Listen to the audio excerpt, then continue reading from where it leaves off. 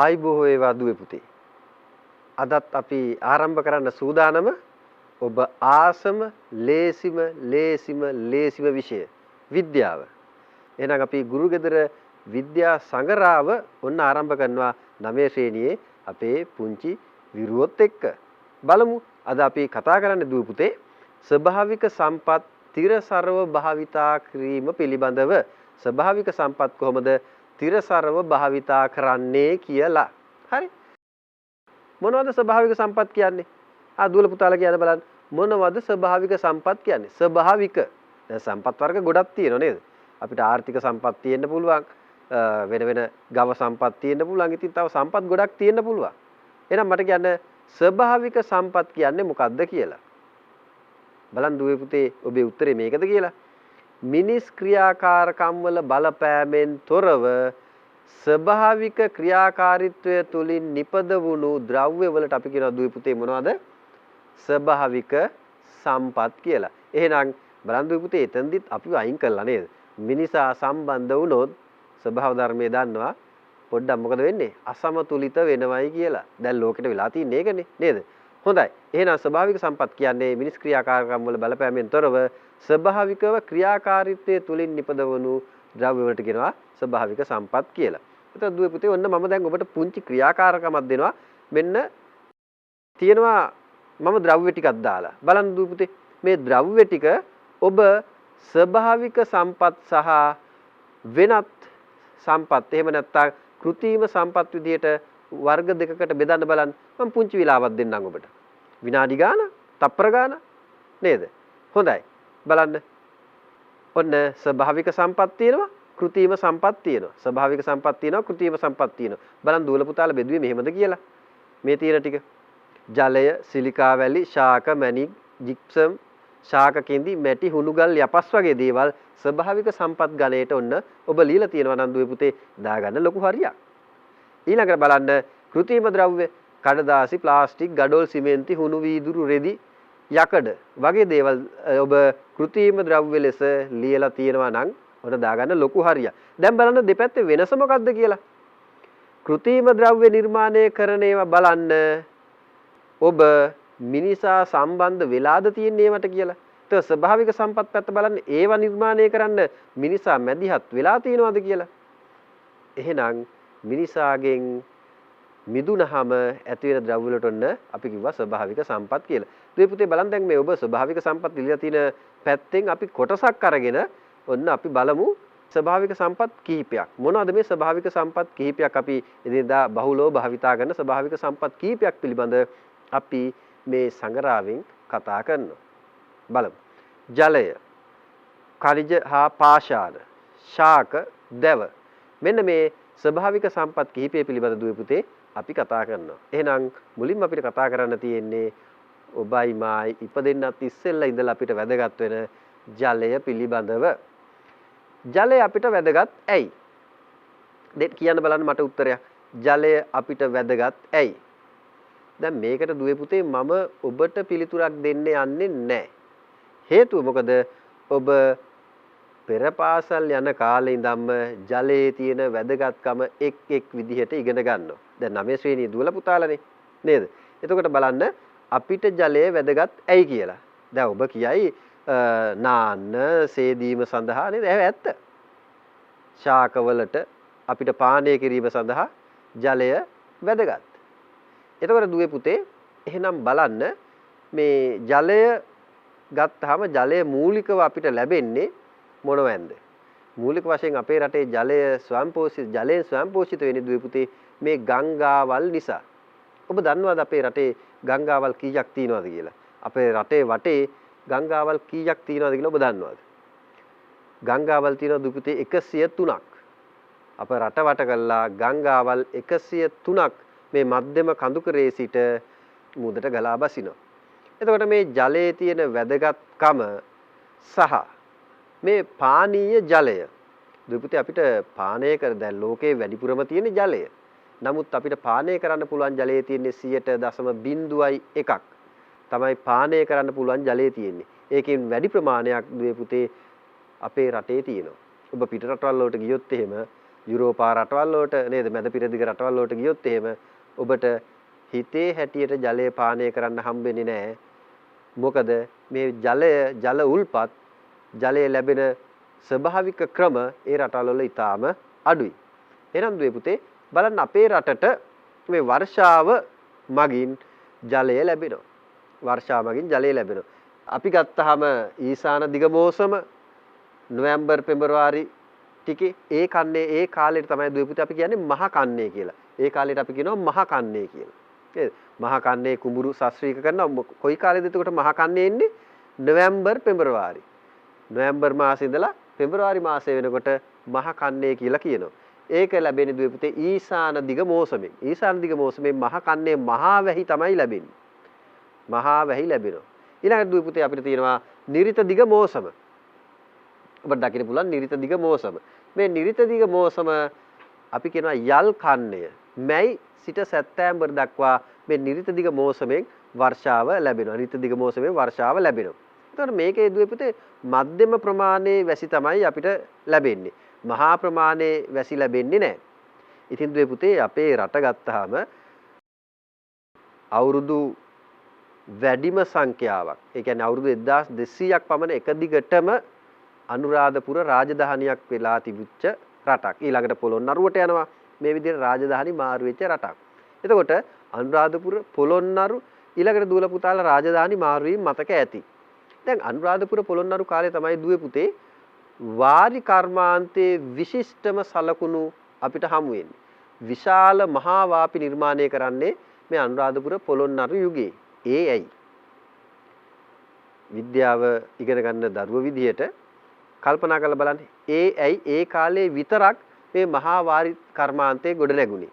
ඒ කියන්නේ ඊට පසු කාලීනව මේ මහා වාරි කර්මාන්තය සිදු වුණේ නැහැ. දුවල පුතාලා බලන්න කල්පනා කරලා මොකක්ද ඒකට පිළිතුර කියලා. හරි. දුවල පුතාලට මම උදව්වකුත් කරන්න. ඒක තමයි දුවේ පුතේ අනිත් අනුරාධපුර පොළොන්නරු ප්‍රදේශ කියන්නේ වැසි අඩු වැසි ඊටාම අඩු කලාප. එතකොට අනිත් පැති වලට රාජධානි මාරු වුණාම මොකද වෙන්නේ? ඒ පළාත් වැස්ස හොඳට ලැබෙන තෙත් කලාපයේ ආශ්‍රිත රාජධානි. ඒක නිසා ඒ අයට ඕන උනේ නැහැ මොනා කරන්නද? වැව් නිර්මාණය කරන්න. එතකොට අනුරාධපුර පොළොන්නරු රාජධානී කාලේ තමයි වැව් නිර්මාණය වුණේ. බලන්න දුවේ පුතේ. අහසින් වැටෙන එකදු දියබිඳක්වත් මිනිසාගේ හෝ සතා සීපා වගේ ප්‍රයෝජනයට නොගෙන මුහුදට ගලා යාමට ඉඩ නොදිය යුතුය. මේ කිව්වේ කවුද? මහා පැරකුම්බාව. මහා පැරකුම්බාහු රජතුමා.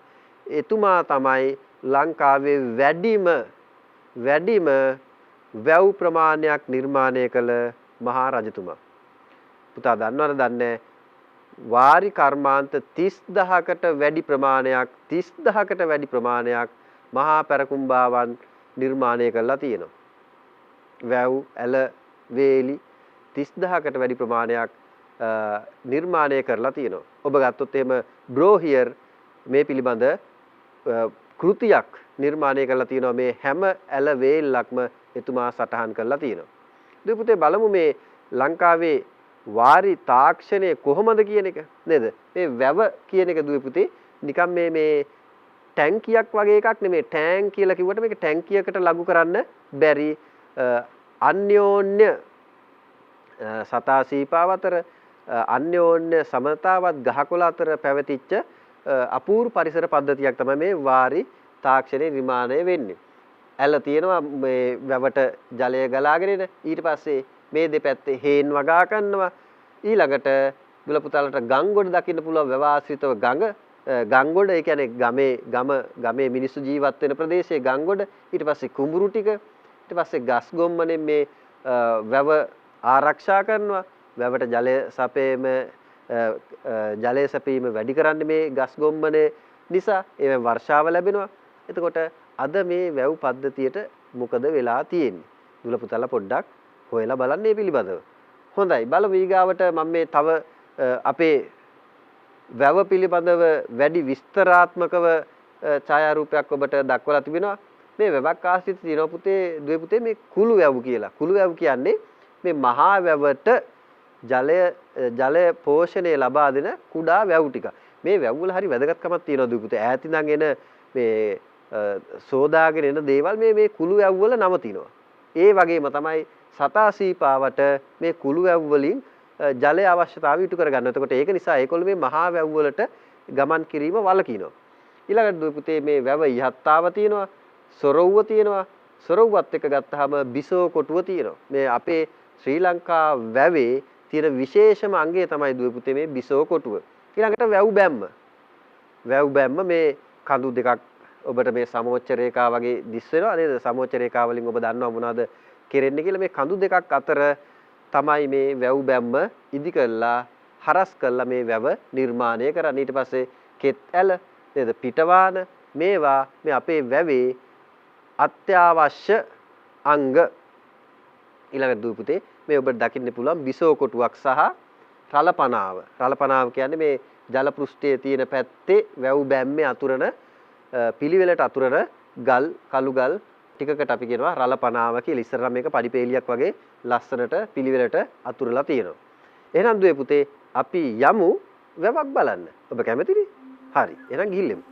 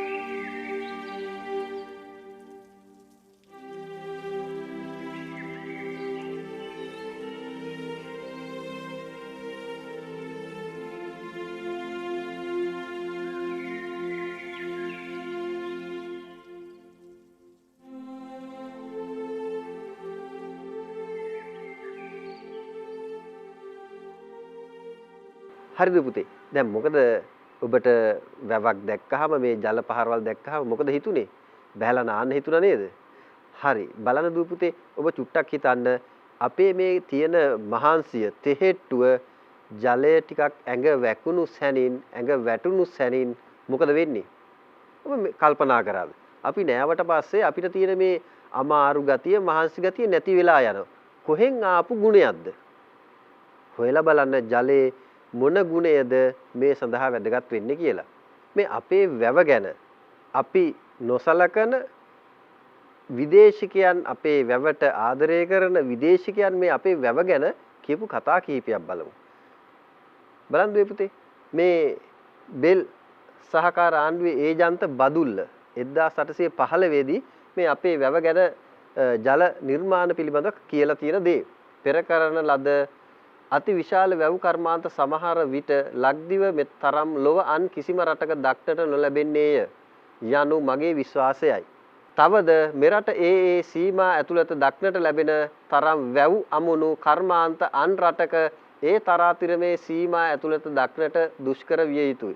මෙතරම් කුඩා වූ අන් රටක් මේසා පැරණි වූද විශාල වූද සංඛ්‍යාවෙන් උසස් වූද වැව් අමුණු තවත් ඇතැයි සිටියේ නොහේ. මේ කියන්නේ දුවේ පුතේ අපේ රටේ පුද්ගලයෙක් නෙමේ බෙල් ආණ්ඩුකාරවරයා බදුල්ලේ හිටපු ඒජන්ත 1815 යුරෝපේ අපේ ආර්.එල්. බ්‍රෝහියර් මහත්තයා මොනවද කියලා තියෙන්නේ කියලා ඔබ මම දැන් කලින් මතක් කරා මේ බ්‍රෝහියර් තමයි දුවේ පුතේ අපේ රටට ආපු මිනින්දෝරු මහත්තයෙක්. මේ මිනින්දෝරු මහත්තයා අපේ රටේ තියෙන සෑම වතුර රැඳිලා තිබුණේ කොහෙද? ඒක සටහන් කරලා තියෙනවා ඇල වේලි සියලුම දේවල්. බලන්න දුවේ පුතේ ඔහු කියලා තියෙන්නේ යුරෝපයේ ගොවි කර්මාන්තයේ බොහෝ අශාස්ත්‍රීයසේ අක්‍රමවත්ව පහත් අඩියක පැවති කාලෙහි මෙරට මිනිසුන් ඊතා වෙහෙස දරා දක්ෂ ලෙසද ශාස්ත්‍රානුකූලවද තනු අප්‍රමාණ වැව් අමුණු වලින් නිසරු ප්‍රදේශයෝ සාරවත් වූහ. ධන දාන්නෙන් ආඩ්‍යව බැබළුණහ. ආර්.එල්. බ්‍රෝහියර් මිනින්දෝරු අධිකාරී 1933 දුපුතේ මේ කියලා තියෙන්නේ. අද මොකද තාත්තේ? දුකයි නේද? හොඳයි. හැබැයි අපි දුක් වෙවි ඉන්න හොඳ නෑ දුපුතේ. ඔබ හොඳට ඉගෙනගෙන මේ தത്വෙට නැවතත් අපේ රට පත් කරන්න ඔබට වගකීමක් බාරකාරත්වයක් තියෙනවා. උත්සාහ කරමු. ඒ සඳහා අපි හොඳට ඉගෙන ගමු. හොඳයි දුපුතේ. බලන්න මේ ඔයක් ගත්තාම මේ ඔයක කුඩා දර්ශනයක් නේද? ඔයක දර්ශනයක්. එහෙනම් අපි පොඩ්ඩක් යමු. අපි ගිහිල්ලා බලමු මේ ලංකාවේ තියෙන ජලයේ ජල තටාකවල ජල උද්‍යානවල සුන්දරත්වය.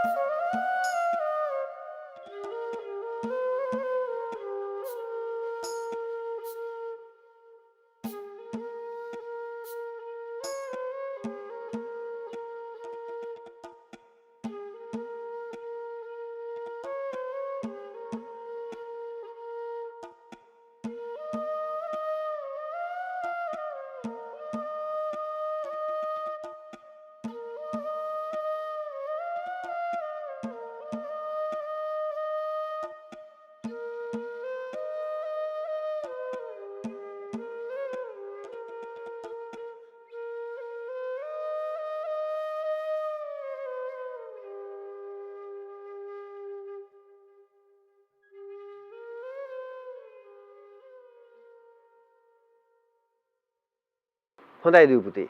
එහෙනම් දැන් ඔබ සුන්දරත්වයේ විඳින්න නැතිනේ නේද? පුංචි ඊර්ෂියාවකුත් හිතෙනවා නේද? ගෙදර ඉඳන් බලනකොට අනේ මටත් එහෙම නාන්න තිබුණා නම් අනේ මටත් මේ පීනන්න තිබුණා නම් කියලා නේද? හොඳයි. ඒ ජලයත් එක්ක පරිස්සමෙන් කටයුතු කරන්න ඕන. දූපුතේ මේ දැන් ඔබ දකින සිටියම ආදි කාලයේ ශ්‍රී ලංකාවේ තිබිච්ච වැව්. බලන්න මේ නිල් පාටින් තියෙන්නේ නිල් පාට පුරාම තියෙන්නේ තිබිච්ච වැව් ප්‍රමාණය ලංකාවේ. බලන්න වැඩිපුර වැව් තියෙන්නේ කොයි හරියද නේද? මේ වැව් කර්මාන්තේ මම ඔබට කිව්වනේ පැරකුම්බාවන් විතරක් 30000කට වැඩි වැව් ප්‍රමාණයක් නිර්මාණය කරලා තිබුණයි කියලා. ඊළඟට මේ තියෙන දූපුතේ දැනට අපි භාවිතයෙන් ඉවත් කරලා තිබෙන වැව්. දැනට අපි භාවිතයෙන් ඉවත් කරලා තිබෙන වැව්.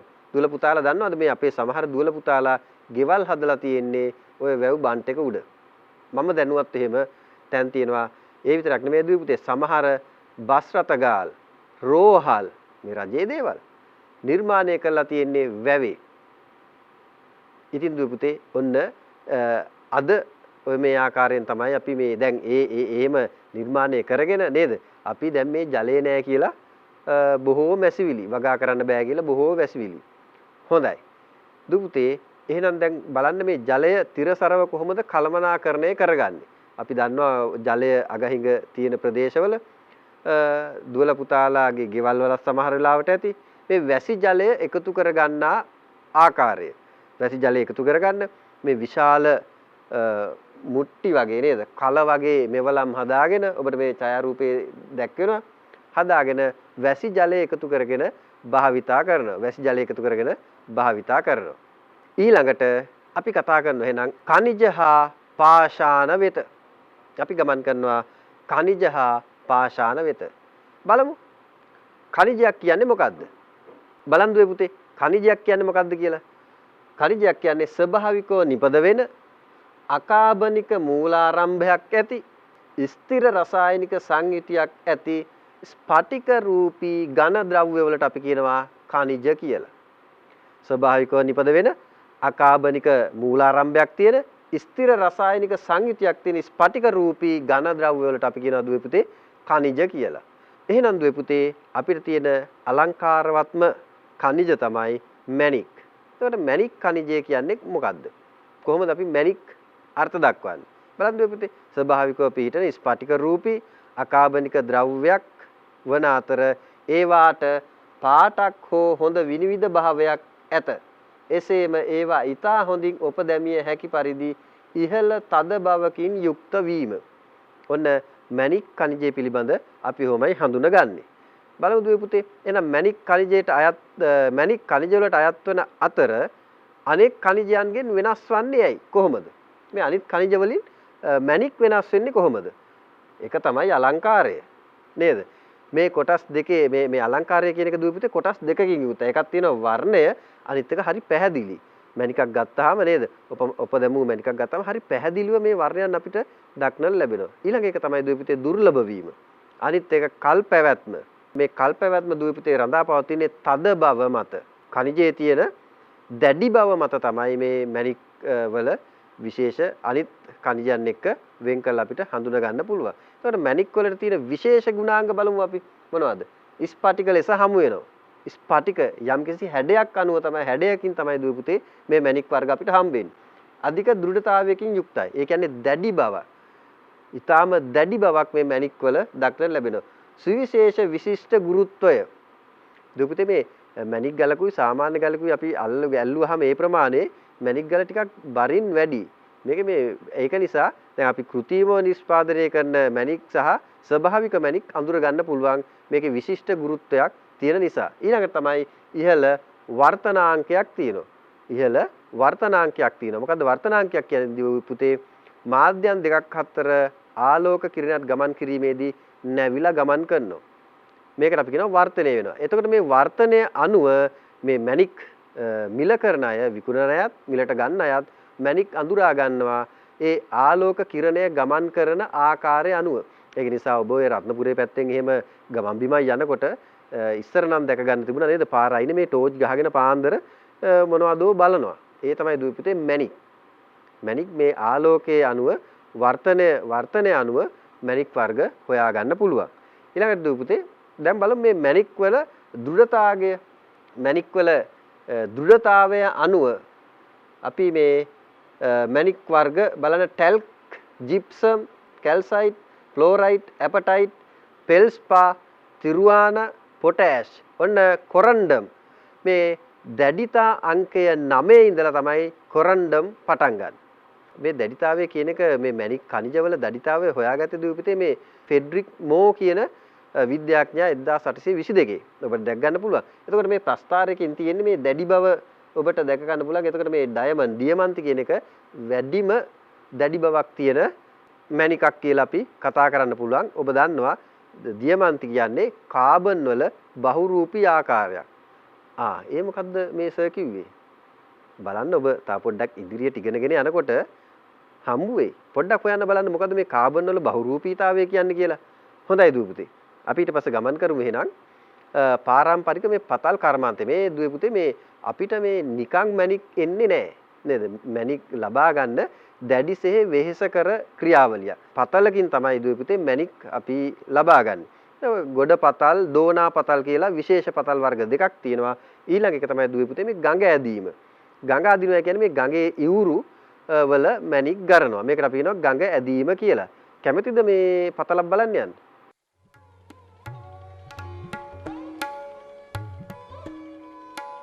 මැණික් කර්මාන්තය ශ්‍රී ලංකාවේ සබරගමු පළාතට සුවිශේෂී වූ දේශීය කර්මාන්තයකි.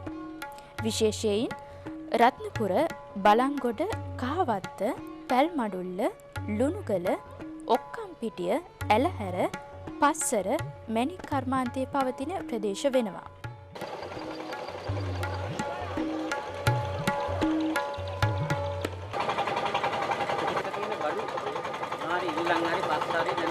බඩු කියන දේක් පොට්ට ගැනීම තමයි කරන්නේ. නැත්නම් වරට බාවන්න.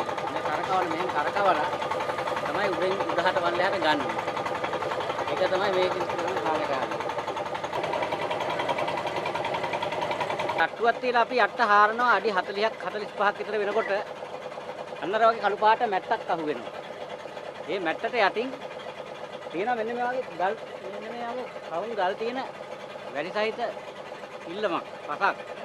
අන්න ඒක තමයි අපි ගන්නෙ. එතනින් යට හාරලා අවසාන වෙනකොට තියෙනවා අර අතරින් දාලා තියෙන නිල් පාට මැට්ටක් වගේ එකක් මාලාව. ඒකට අහු වෙනකල් තමයි ගන්නෙ. මේ මාලාවට ගත්තට පස්සේ එතනින් යට නෑ ඉල්ලම. දැන් මේ කමතෙන් ඉල්ලන් මේ කමත පිරුණාට පස්සේ මේ කමතෙන් ඉල්ලන් අරගෙන මේකට දානවා. මේ උඩ බක්කියට. දාලා හිට මේක අල්ලන හෝස් එකක් මේකට වතුර පාරක්. අල්ලපුවන් මේක හේදිලා ඇහිලා මේකට වැටෙනවා. මෙතනින් මෙතන තෝස් එකක් අල්ලලා වම වතුර පාර අල්ලලා හොලවනවා. එතකොට අර බොරළු ටික විතරක් ඉතුරු වෙනවා. මඩ ටික සේරම හේදිලා යනවා. ඒක තමයි අනික් ගමන අර ගැරුම් වලට දාලා වට්ටියෙන් ගරලා මොනවා හරි මැණික් තියනවද මොනවද කියලා බලන්න.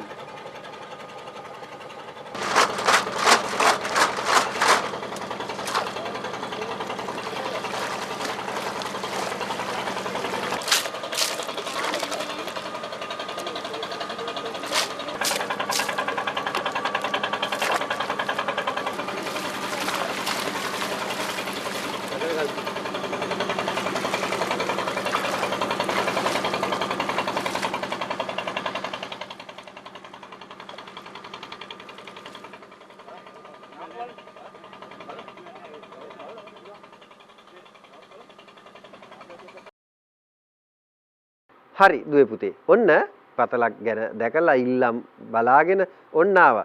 බලන්න එහෙනම් අපි මේ මැණික් පතලක හරස් කඩක් ඔබට දකින්න තියෙන්නේ. මේ මැණික් පතලේ තියෙන හරස් කඩ තියෙන ආකාරය තමයි මේ ඔබ දකින්නේ. දැන් ඕකේ මැණික් සහිත බොරළු තියෙන ප්‍රදේශය තමයි ඉල්ලම තියෙන්නේ. ඉතින් ඔය හරියට යනකන් දුවේ පුතේ අඩි ගණනාවක් බඹ ගණනාවක් මිනිස්සු පොළව හාරගෙන යනවා. ඔය සිරස් අතට වගේම දුවේ පුතේ තිරස් අතටත් පොළව හාරගෙන යනවා. තිරස් අතරත් පොළොව හාරගෙන මේ මැණික් ඉල්ලම් හොයාගෙන ගමන් කරනවා. එහෙනම් අපි බලමු ලංකාවේ හමුවන බහුලවම හමුවන මැණික් වර්ග මොනවද කියලා. මේ තියෙන දුපුතේ ලංකාවේ හමුවන බහුලවම හමුවන මැණික් වර්ග 10. හරි. එතකොට බලන්න දුපුතේ මේ මැණික් වර්ග කරලා තියෙනවා මේ මැණික් වර්ග මැණික් වල තියෙන රසායනික සංයුති අනුව මැණික් වර්ග කරලා තියෙනවා. මේ මැණික් කුල තියෙනවා මැණික් පවුල් තියෙනවා. අපි මේවා ගැන ඉදිරියට ඉගෙන ගමු. හොඳයි දුවේ පුතේ මේ බලන්න මේ මැණික් වලට වර්ණය ලැබිලා තියෙන්නේ කොහොමද? කොරන්ඩම් කියන khනිජ කුලයේ මැණික් වලට වර්ණය ලැබෙන ප්‍රධාන ආකාර තමයි මේ තියෙන්නේ. ක්‍රෝමියම් කියන මූලද්‍රව්‍ය රතු පාට ලැබෙනවා. යකඩ ෆෙරස් වලින් ලැබෙනවා දුවේ පුතේ කහ කොළ කියන වර්ණයන්. ඊට පස්සේ යකඩ සහ ටයිටේනියම් එකතු වුනහම නිල් පාට වර්ණයක්. ඒ වගේම ක්‍රෝමියම් යකඩ රතු සහ මිශ්‍ර වර්ණයක් ලැබෙනවා. ක්‍රෝමියම් යකඩ ටයිටේනියම් එක වුනහම දම් පාට ලැබෙනවා. එහෙනම් මැණික් වලට දෙපුතේ මේ වර්ණයන් ලැබෙන්නේ මෙන්න මේ මූලද්‍රව්‍ය මේ මැණික් ගල ඇතුලේ අපද්‍රව්‍ය විදිහට තැම්පත් වෙලා තියෙනවා. මෙන්න ඒ නිසා තමයි මැණික් වලට වර්ණයන් ලැබෙන්නේ. හොඳයි දුවේ එහෙනම් අපි මේ මැණික් කුලවල තියෙන මැණික් වර්ග අපි සජීවීව නරඹමු. අපි ගියානේ පතල් කීපයක් බලන්න. නේද? ලස්සනයි නේද මේ පතල්? නේද? කොච්චර අමාරුවෙන් කොච්චර දුක් මහන්සි වෙනවද මේ මැණික් ගලක් එළියට ගන්න. දුවලා පුතාලා දැක්කනේ නේද? එතකොට මේ මැණික් ගල් පතල් වල බැහැලා දැන් එක එක පතල් වර්ග කීපයක් ඔබ දැක්කා. මේ පතල් වල බැහැලා ජීවිත පරදුට තියලා නේද?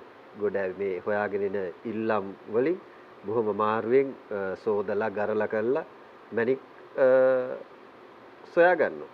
මේ මැණික් ඉතින් විකුණලා පස්සේ මුදල් කරගන්නවා. ඉතින් දැන් මේ ඔබත් හරි වටින මැණිකක් කියලා මට හිතෙනවා. නේද? අපිත් එක්ක එකතු වෙලා 9 ශ්‍රේණියේ දුවල පුතාලා අපේ පුංචි වීරයෝ ටික අලුත් දේවල් හොයාගෙන යන කාලේ ඔන්න අපි අද කතා කරන්නේ මේ මොහොතේ කතා කරන්නේ මැණික් ගැන. දැන් අපි දුවල පුතාලා මතකයි දෝනාවට බැස්සා ඉල්ලම් පස් ගෙනාවා නේද? එතකොට මේ ගැන කතා කරන්න මා දන්න සුදුසුම පුද්ගලයෙක් අද මාත් එක්ක එකතු වෙනවා. දුවල පුතාලට පුංචි අධ්‍යාපනයක් මේ මැණික් ගැන ලබා දෙන්න. ප්‍රවීණ මැණික් ව්‍යාපාරික ශාන්ත වීරරත්න මැතිතුමා මා හිතුවා මේ වැඩසටහනට එකතු කරගන්න ඕන. එතුමාගේ තියෙන අවුරුදු 40ක පමණ තියෙන පළපුරුද්ද මේ අපිත් එක්ක බෙදා හදා ගන්න. එතුමා වැඩි කැමති වුණේ මේ එන්න. අර මට තියෙන ආදරේටම ඔන්න අද මම කොහොම හරි එකහුව කරගෙන ආවා. එහෙනම් ආයිබෝවන් ශාන්ත මහත්තයා. හොඳයි. එහෙනම් මේ අපිට කියා දෙන්නකෝ අපේ දුවල පුතාලට දැන් අපි ඉල්ලම එහෙම දැකලා ඉල්ලන් පස් ගෙනල්ලා එහෙම තමයි කතා කරේ. අපිට පුළුවන් ද ශාන්ත මහත්තයා අපිට ඉල්ලමක් පෙන්වන්න? ඔව් පුළුවන්. මේ තියෙන්නේ ඉල්ලම. මේකේ තිරිවාන ගල් වලින් වට වෙලා මේ තියෙන්නේ තිරිවාන ගල්. මේක මැද්දේ තමයි මේ පසත් එක්ක කවලම් වෙලා මැණික් වර්ග පිහිටන්නේ. දැන් අපි ඕක තමයි හොදන්නේ. මේක තමයි කඩලා මේවා කරලා වතුරේ දාලා හොදන්නේ. ඊළඟට මේ තියෙන්නේ ඒ කඩලා හොදන මේ මතු පිටට මතු වෙච්ච පස් එක්ක කවලම් වෙච්ච මේ තියෙන ගල් වර්ග. මෙන් තියෙන්නේ පොඩි දිලිසෙන විදියට මේ පස් එක්ක තියෙන මේ මැණික් වර්ග. ඕක තව දුරටත් ගරලා හොදනකොට මැණික් ගල් වෙනම අපිට ලබා ගන්න. හොඳයි. දෙපුත එහෙනම් මේ ඔබ දැන් දැක්කා මේ ඉල්ලමක් නේද? දැන් අපි හුඟක් වෙලාවට පතලට බැස්සහම මේවා තියෙන්නේ වතුරත් එක්ක කලවම් වෙලා මඩ ගොහරුවක් වගේ නේද? එතකොට ඊට පස්සේ අපි මේක දැන් ඔබතුමා කොහොම හරි සුරක්ෂිතව මේ දරුවන්ට උගන්වන්න පෙන්වන්න මම කරපු ඉල්ලීම නිසා මොන්න මේ අද අරගෙන ඇවිල්ලා තිනවා මේ විදිහට. හරි. එතකොට දැන් දුවල පුතාලා අපි දන්නවා මේ මැණික් කුල තියෙනවා. මැණික් වර්ග මැණික් කුල. දැන් එතකොට මේ මැණික් කුල ගත්තාම මේ මැණික් කුල වලට අයිති මැණික් වර්ග තියෙනවා. මම කැමතියි ඔබතුමත් එක්ක මේ අපිට පෙන්නනවා නම් මේ මැණික් කුල වලට අයත් මැණික් වර්ග. දැන් ඔබ දන්නවා ඔබේ පෙළපොතේ එහෙම තියෙනවා මැණික් බහුලවම හමු වෙන මැණික් වර්ග 10ක්. නේද? කොරණ්ඩම්, කිරිංචි, කනක, තෝරමල්ලි මේ වගේ මේ මැණික් වර්ග අපිට තිරේ දකින්නත් පුළුවන්. එතකොට මට පෙන්වන්නකෝ අපේ මේ ශාන්ත මහත්තයා මේ කොරණ්ඩම් කුලයට අයිති මැණික් මොනවද කොහොමද අපි බලාගන්නේ? මේ තියෙන්නේ මේ කොරණ්ඩම් කුලයට අයිති ගලක්. මේක තමයි මේ ආවේනිකුණ හැඩය. මේක තමයි මේ ඒ හැඩය. මේකේ ඒ කොරණ්ඩම් කුලයට අයිති රතු ගලක් මේ රතු. ඒ කොරණ්ඩම් කුලේ මැණික් වල තියෙන ලක්ෂණයක් තමයි මේ ශාන්ත මහත්තයා මේ හැඩය නේද? හැඩය. පිරමිඩයක් වගේ තියෙන ගැටබෙරයක් වගේ තියෙන හැඩය. මේ හැම ගලක්ම මේකේ තියෙන මේ හැම ගලක්ම ඒ විදිහේ මේ පොඩි ඒ ගැටබෙරයක හැඩේ තියෙනවා. ඒකෙන් තමයි දැන් ඔබතුමාලා තෝරගන්නේ මේක මේ කුලේ අහවල් කුලේ කොරණ්ඩම් කුලයට අයිති කොරණ්ඩම් කුලයට අයත් මැණිකක් කියලා මේ හැඩේනුත් මූලික වශයෙන් බලන්න පුළුවන්. හරි. එහෙනම් මේ අපි කැමති දැන් කොරණ්ඩම් කුලේ මැණික් වර්ග මේ ඉල්ලමෙන් හම්බ වෙන විදිහ තමයි දුවල පුතාලා දැක්කේ. එතකොට අපි බලමු මේ කොරණ්ඩම් කුලේ මැණික් දැන් මැණිකක් දන්නවනේ දැන් ඔබත් මැණිකක් මේක නිකම්ම තිබුණට හරියන්නේ නැහැ. නේද ශාන්ත මහත්තයා මේක කපලා ඉරලා උපමට්ටම් කරලා ගොඩක් විස්තර වැඩ කරන්න තියෙනවා. නිකන් මේ ගොඩක් මහන්සි වෙන්න තියෙනවා. හොඳයි. එතකොට එහෙනම් අපිට මේ කොරණ්ඩම් කුලයට අයත් මැණික් කීපයක් උපමට්ටම් කරපු මැණික් කීපයක් දකින්න අපි හරි ආසයි. ගමු මේ ආර්නෝල් කියන මේ පිටිපස්සේ තීරෙත් කියනවා. ආර්නෝල් කියනක දැන් මේකේ විශේෂත්වය තමයි අර නූල් හයකට පේනවා ආලෝකයේ ඔව්. කිරණ වැටුනහම නූල් හයක් මේ පේනවා. නූල් ණය කියන එක තියෙන රතු ආන්නෝල් කියන. ඔව්. ඒ ඔබ දුටුවේ මේ බ්ලූ සෆායා කියන මේ කොරන්ඩම් කුලයටම අයිති තවත් එක් මැණිකක්. තව මොනවද අපේ මේ අපිට පෙන්වන්න තියෙන සාන්ත මහත්තයා මැණික් වර්ග? මේ තියෙන්නේ yellow sapphire කියන. yellow sapphire. yellow sapphire. පුෂ්පරාග කියන. පුෂ්පරාග කියන මැණික. ඔව් පුෂ්පරාග කියන මැණික yellow sapphire. හොඳයි. අපි ඊට පස්සේ සාන්ත මහත්තයා මොනවද මේ ලොකු මැණික් ගලක් එහෙම තියෙනවා මේ පොඩ්ඩක් අපිට ඒක මේ නිල් ආරණුලක්. නිල්ලාර නූල. නිල් ආරණුලක්. අර පිටිපස්සේ තියෙන අර එහා පැත්තේ තියෙන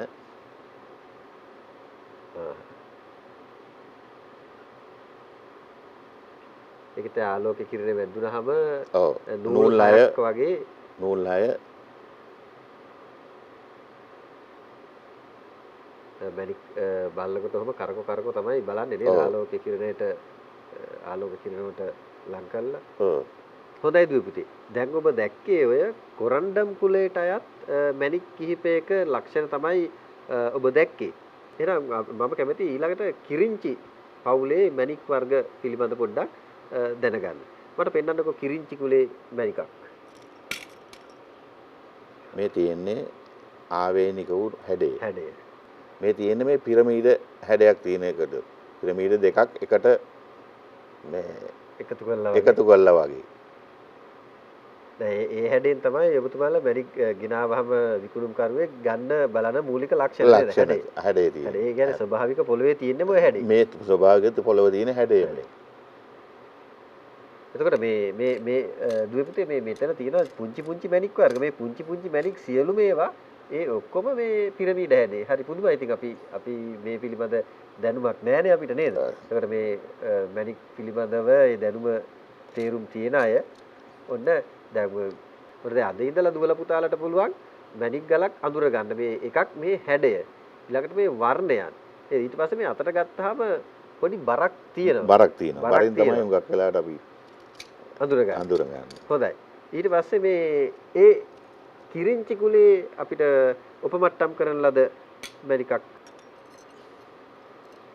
මේ තියෙන්නේ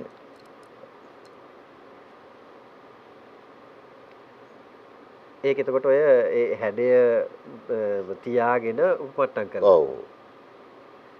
දැන් අපි ඊළඟට බලමු දුවේ පුතේ තව මොනවද මේ ඒ උපමට්ටම් කරන්න තියෙන ගල්. ඔව්. ඒත් කිරින්චි කුලේම. කිරින්චි කුලේ මේ උපමට්ටම් කරන්න ඉස්සෙල්ලා පොළ පතලෙන් හම්බ වෙන විදිහ.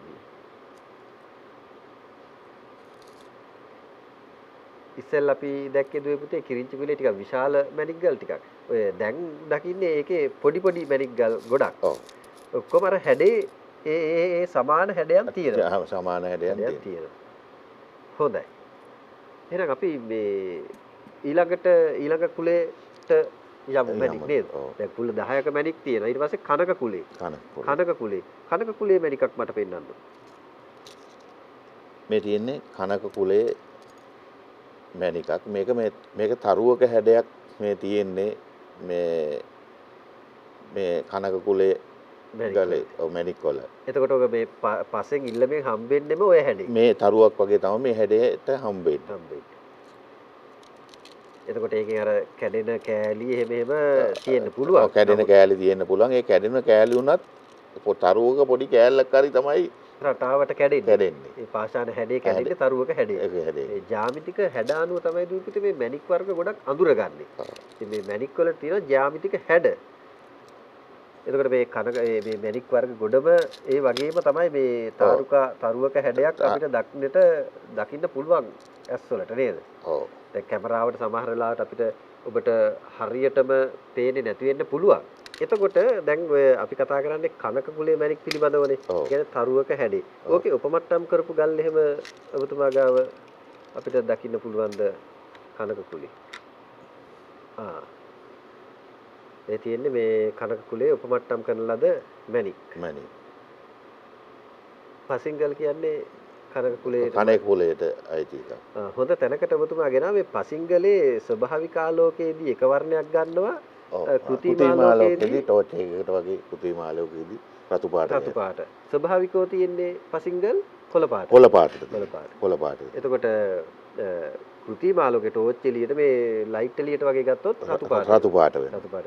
දුපතේ මේ හරි වෙනස් මේ මැණික් හැසිරෙන ආකාරය මැණික් වල විශේෂ ලක්ෂණයක් නේ වර්ණය නේද දුවල පුතාලා දන්නවද මැණික් වල විශේෂ ලක්ෂණයක් තමයි වර්ණය. දැන් මේ වර්ණ වෙනස අනුවත් අපිට දැක ගන්න පුළුවන්. ඊළඟට අපි යන තෝරමල්ලි. තෝරමල්ලි ගණයට. තෝරමල්ලි කුලකයට අයිති වෙන්නේ. හරි විශේෂ මැණික් වර්ගයක් තෝරමල්ලි. මේ තියෙන්නේ ඒකේ හැඩය. ඔව්. සඩස්ත්‍රාකාර හැඩයක් තමයි තෝරමල්ලි මාණික්කේ තියෙන්නේ මැණිකේ තියෙන්නේ නේද? ඔය විදිහටමද පසේදී අපිට හම්බෙන්නේ? පසේදී හම්බෙන්නේ මේ විදිහට. තෝමලින් කියන එක. ඔය තියෙන්නේ මේ සඩස්ත්‍රාකාර හැඩේ තෝරමල්ලි මාණික්කයක් හම්බෙන්නේ නිකන් කූරක් වගේ නේද? පැති 6 උපමට්ටම් වෙලා කැඩලා තියෙනවා. ඒක දැන් මට දැනගන්න කැමතියි මම මේ මොකද දැන් අනිත් මාණික්ක වර්ග නම් මේ උපමට්ටම් කරලා කපලා කරලා මේ පළඳ ගන්න පුළුවන් මුදුවල වගේ. ඕක කොහොමද පළඳන්නේ?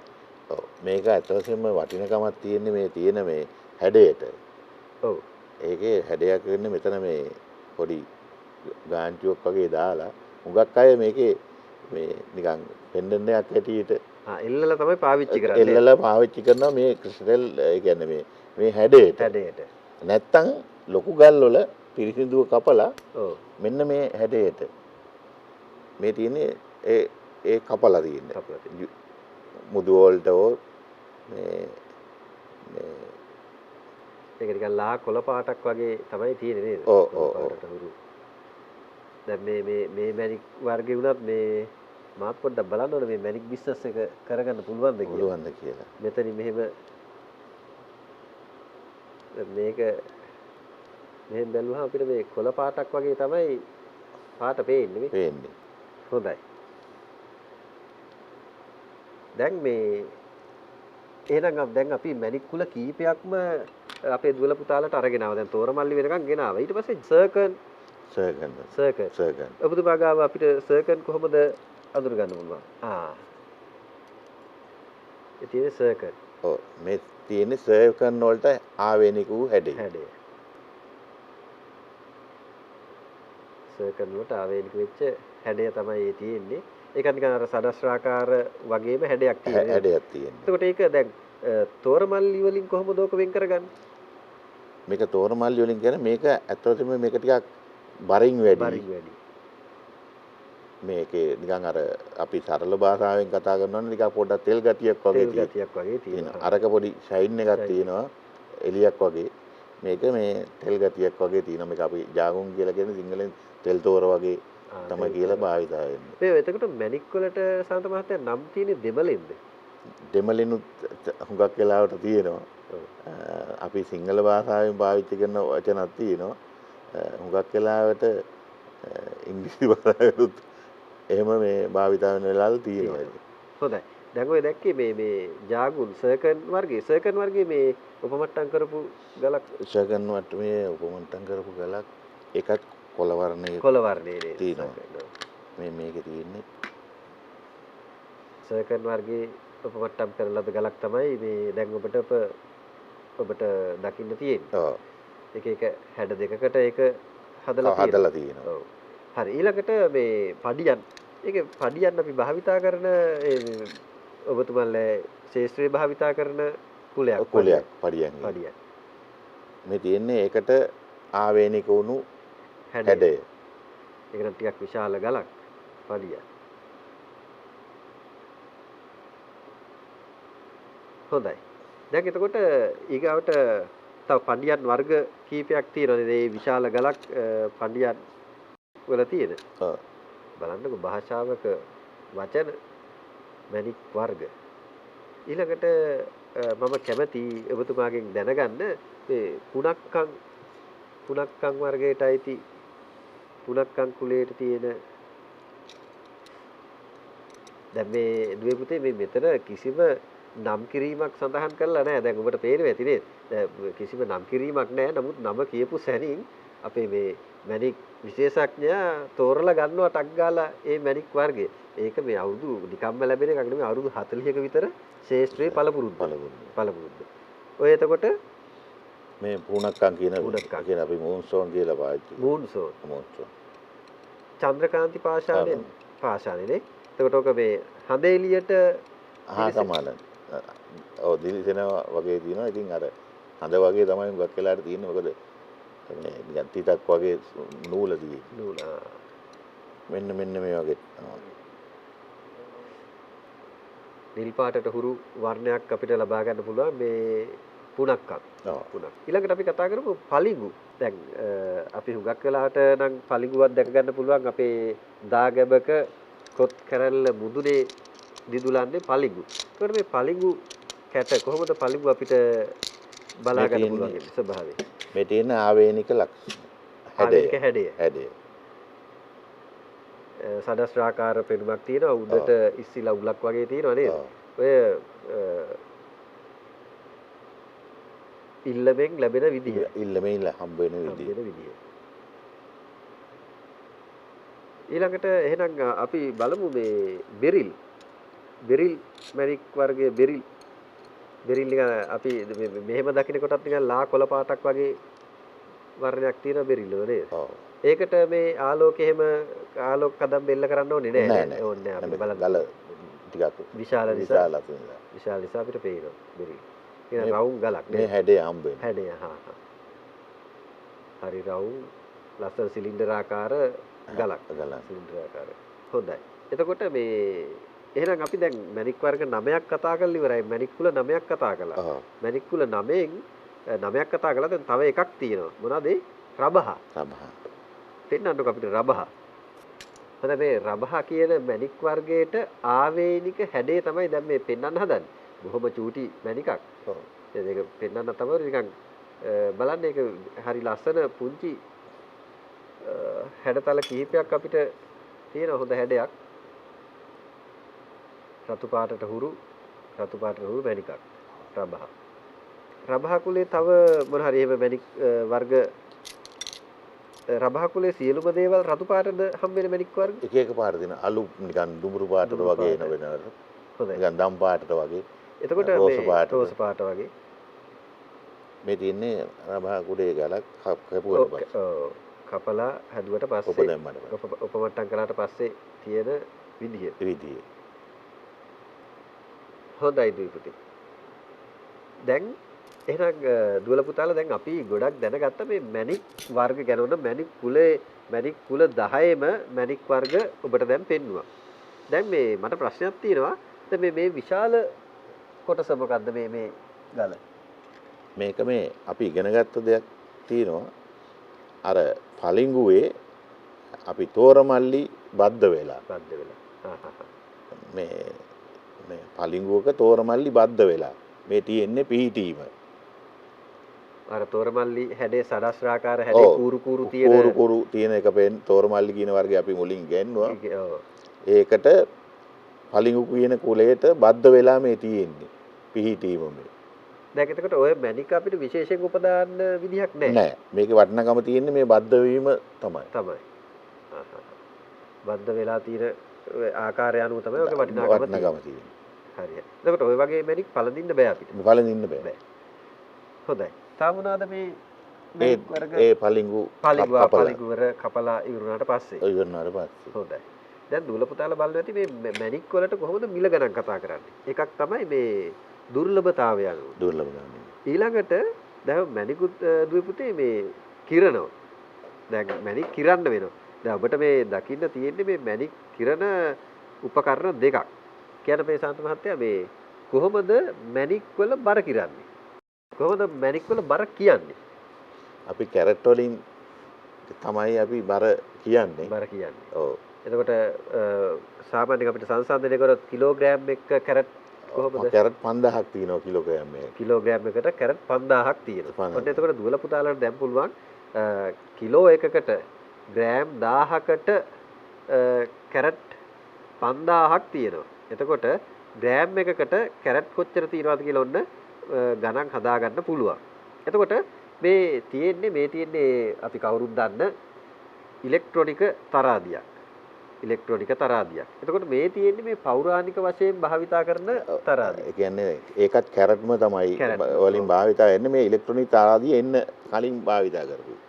ඉලෙක්ට්‍රෝන තරාදිය එන්න කලින් භාවිතා කරපු කැරට් තරාදිය. උදා කැරට් තරාදිය. ඔව්. එතකොට මේක මේ ගන්න පොඩි මේ පඩි තියෙනවා නේද දුවේ පුතේ? ඔව්. දැන් ඔබට මම පෙන්නන්නම්. මේක අතින් අල්ලන්න බෑ මේ තියෙන්නේ මේ මනින දාන පඩියක්. එතකොට මේ පඩිය දාලා තමයි මේ ඔබට දැන් පේන්නේ මේ චූටි පඩියක්. මේ පඩිය දාලා තමයි මේ පඩිය එක තැටියකට දානවා. එහා පැත්තේ මැණික් කැටේ දානවා. එතකොට එහෙම තමයි මේකේ බර කිරන්නේ. එතකොට මෙතන මේ තරාදියෙන් මැන්න හැකි කැරට් 100ක්. 100ක්. කැරට් 100ක් මනින්න පුළුවන්. කුඩා හුරුබූටි තරාදියක් තමයි මේ දකින්න ලැබෙන්නේ. මේ වගේ තරාදිය අපිට දකින්න ලැබෙනවා බෙහෙත් කිරනකොට. ආයුර්වේද බෙහෙත් කිරනකොට. හොඳයි. දැන් එතකොට මේ සාත මහත්තයා අදටත් මේකේ කිරන්න පුළුවන්. දැන්ටත් මේකේ කිරන්න පුළුවන් මට්ටමේ තියෙන හොඳ තරාදියක් තමයි මේ වගේ විද්‍යාගාරයේ තියෙන දූපිතේ තරාදියක් ඔබට මතකද දන්නේ රසායනික තුලාව කියලා. රසායනික තුලාව තියෙන විද්‍යාගාරයක වීදුරු පෙට්ටියකින් වහලා තියෙන්නේ නේද? මේ හුලකින්වත් බාධාවක් නොවෙන්න. ඉතින් මේවත් ඒ වගේ බොහොම මේ දුවල පුතාලා හිත නැති ඇයි මේ පඩි මේ වගේ මේ උපකරණයකින් අල්ලන්නේ කියලා. අඬුවකින් අල්ලන්නේ කියලා. මොකද මේ අපේ අතේ තියෙන තෙත දාඩියම ගැහුනොත් මේකේ බර වැඩි වෙනවා පඩියේ. එතකොට මැණික් මුදලාලිට පාඩු. ඒක නිසා තමයි එහෙම ඒක අල්ලන්න උපකරණයක් තියෙන්නේ. එතකොට මට දැන් දැනගන්න ඕන අපි කතා කරනවා මේ දුවල පුතාලා ඔබ දන්නවා මැණික් වල තියෙන වර්තනාංකය කියලා එකක්. අපේ මේ විශේෂඥතුමා බොහොම සරලව තමයි මේ පාඩම අපිට ඉගෙනන්නේ. මොකද 9 ශ්‍රේණියේ දුවල පුතාලටනේ නේද? මේ මගේ ඉල්ලීම් පරිදි බොහොම සරලව මේකේ තව ගොඩාක් දේවල් ඔබට අධ්‍යයනය කරන්න තියෙනවා. මේ අධ්‍යයනය කරන්න ආසාව ඇති කරන්න බොහොම සරලව තමයි කියා දුන්නේ. ඒක දුවේ පුතේ දැන් ඔබ දැක්කා මේ විශේෂ ආලෝක උපකරණයකින් මේ මැණික් ගල් බලන විදිහ. එතකොට මේ බලන විදිහ බලන්නේ දුවේ පුතේ මේ වර්තනාංකය තමයි හොයන්නේ. මේ වර්තනාංකය හොයන්නේ මොකද්ද වර්තනාංකය කියන්නේ?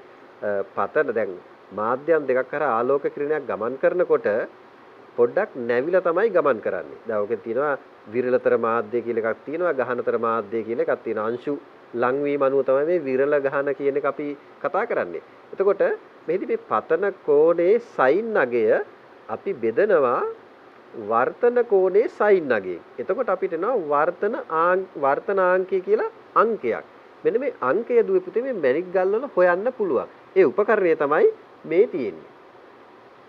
මන් නිවැරදි නේද සන්ත මහත්තයා? මම දැන් මේ මැණික් විශේෂඥයා වගේ දුවල පුතාලට මේ කියන්නේ මම මේ ඊට ඉස්සෙල්ලා මේ මෙතුමා ආපු වෙලාවේ මම පොඩ්ඩක් අහගත්ත මේ විස්තර. ඒක තමයි දැන් මම මැණික් විශේෂඥයා වගේ කතා කරනවා. එතුමාට පොඩ්ඩක් ඉන්න කියලා. ඒතකොට දුවේ පුතේ මේක දැන් තනියෙන් මෙහෙම බලන්න බෑ. මේකට මෙන්න මේ දෘශ්‍ය උපකරණේ තියෙනවා.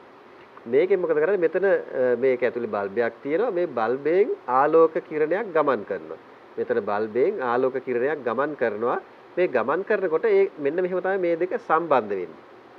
මෙන්න මේ ආකාරයෙන් මේක සම්බන්ධ කරනවා. එතකොට මේකෙන් එන ආලෝක කිරණය මෙන්න මේකේ මෙන්න මේ කවුළුවෙන් ඇතුළට ගමන් කරනවා. මේ කවුළුවෙන් ඇතුළට ගමන් කරනවා. එතකොට දුවේ පුතේ ඒ ඇතුළට ගමන් කරාට පස්සේ මෙන්න මෙතන තියෙනවා විශේෂ ද්‍රාවණයක් මෙතන දාලා මේ කුඩින් මැණික් ගල තියලා මෙතනින් වහනවා. වහලි ඉවරලා මෙන්න මෙතනින් පුළුවන් අපිට ඇහැ තියලා බලන්න. මෙතනින් ඇහැ තියලා බැලුවාම දැන්ට මම මේ ආලෝක උපකරණයක් අරගෙන ඔබට පෙන්නන්නම්. මේකේ මේ ඇහැ තියෙන උපකරණයෙන් ඔබට පෙනේවි පොඩි මේ අංක කිහිපයක් ඇතුලේ. අංක කිහිපයක් සටහන් කරපු මිනුම් පටියක් තියෙනවා. මේ මිනුම් පටි ආධාරයෙන් බලත හැකි මේ මැණික් ගලේ වර්තනාංකය කීයද කියලා. ඒක අනුව මේ මැණික් ගල මොකද්ද කියලා දැනගන්න පුළුවන්. තීරණය කරන්න පුළුවන්. එහෙනම් දුවේ පුතේ මේ අද දැන් අපි අපේ මගේ ආරාධනෙන් බොහොම බෑ කියන්න බැරි කමට අද එකතු වෙලා මේ මැණික් වර්ග මැණික් විශේෂ ගොඩක් මැණික් කුල 10ම මැණික් වර්ග ඔබට පෙන්නලා මැණික් කුල 10ම ඔබට මැණික් කුල 10ම මැණික් වර්ග පෙන්නුවා. ඒ වගේම අපිට දකින්න හම්බෙන්නේ නැති ඉල්ලමක් අපි දැක්කා. එතකොට මැණික් මනින උපකරණ කිහිපයක් දැක්ක උපමට්ටම් කරපු මැණික් ගල් එහෙමත් දැක්ක. ඉතින් එහෙනම් මම හිතන්නේ අපේ මේ පාඩම ගොඩාක් ආලෝකවත් කරන්න ඔබ අපිට දායකත්වයේ දැක්වුවා. ඒ පිළිබඳව ඔබට එහෙනම් බෙහෙවින්ම ස්තුතිවන්ත වෙනවා. ආයිබෝවන්. හොඳයි. මම හිතන්නේ ඔබ මැණික් පිළිබඳව හොඳ දැනුමක් ලබන්නට ඇති කියලා මම හිතනවා. ඔය 9 ශ්‍රේණියට ගැලපෙන විදිහට තමයි අපි මේ මැණික් ගැන කතා කළේ. හොඳයි. ඊළඟට මේ ස්පටික පද්ධති මේ මැණික් වල දුවේ පුතේ මේ මැණික් වලට අපි කිව්වා මේ ස්පටික රූපී හැඩයක් තියෙනවා කියලා. ස්පටිකයක්. එතකොට මේ ඝනාකාර ස්පටික පද්ධති තිරිංචි රබහ වගේ දේවල් මේ ඝනාකාරව තියෙනවා. ඊට පස්සේ සඩස්රාකාර ඒ දුවේ පුතේ. ඊට පස්සේ බලන්න විෂම ලම්බාක්ෂ ස්පටික පද්ධති. ඒ වගේම මෙන්න මේ තියෙන ස්පටික ආකාර හැඩ අනුව ඔන්න මැණික් වර්ග අපිට සොයා ගන්න පුළුවන්. ඊළඟ දුපුතේ මැණික් කර්මාන්ත ආශ්‍රිත ගැටලු ගැන අපිට කතා කරන්න අත්‍යවශ්‍යයි. මැණික් කර්මාන්ත ආශ්‍රිත ගැටලු. බලමු දුපුතේ. එතකොට මේ අක්‍රමවත් ලෙස පතල් හැරීම නිසා පාංශු කාදනය සිදු වෙනවා. ඊළඟට මැණික් ගැරීම සඳහා ස්වභාවික ජලාශ සහ දිය පාරවල් යොදා ගැනීම නිසා ඒවැ නිතරම මඩ තැන්පත් වෙනවා, ජලය දූෂණය වෙනවා. එතකොට එකම ප්‍රදේශයක පතල් රාශියක් හැරීම නිසා දුපුතේ මේ ප්‍රදේශයේ ගිලා බැසීමට සහ නාය යෑමට ලක් වෙනවා. ඒ වගේම කැලෑ ප්‍රදේශවල පතල් කැපීම නිසා වන වැස්ම ඉවත් වෙනවා. එතකොට වන සතුන් වඳ වී යනවා. වන සතුත් එක්ක තියෙන ගැටුම් වැඩි වෙනවා නේද පුතේ? මෙන්න මේ ආකාරයෙන් මැණික් කර්මාන්ත ආශ්‍රිත ගැටලු විශාල ප්‍රමාණයක් නිර්මාණය වෙලා තිබෙනවා. නමුත් මේවට අවසර පත්‍ර ලබා දෙන්නේ මේ මැණික් හාරලේ වුණාට පස්සේ, පතල් හාරලේ වුණාට පස්සේ මේක යථා තත්ත්වයට පත් කර යුතුයි කියලා. එතකොට මේ තව ඔබට බලන්න පුළුවන් තව තියෙනවා මේ කෘෂි නිෂ්පාදන ප්‍රමාණය අඩු වෙනවා නේද? මේවා දුවේ පුතේ මේ මැණික් කර්මාන්තයේ ආශ්‍රිත ඇතිවන ගැටලු. ඉතින් ඔබ මැණික් කර්මාන්තය සඳහා නැඹුරු වෙන්න ආසාවක් තියෙනවා නම් මේ පුළුවන් තරම් පරිසර හිතකාමී ලෙස මේ ක්‍රියාවට එළඹෙන්න කියලා මම යෝජනා කරනවා.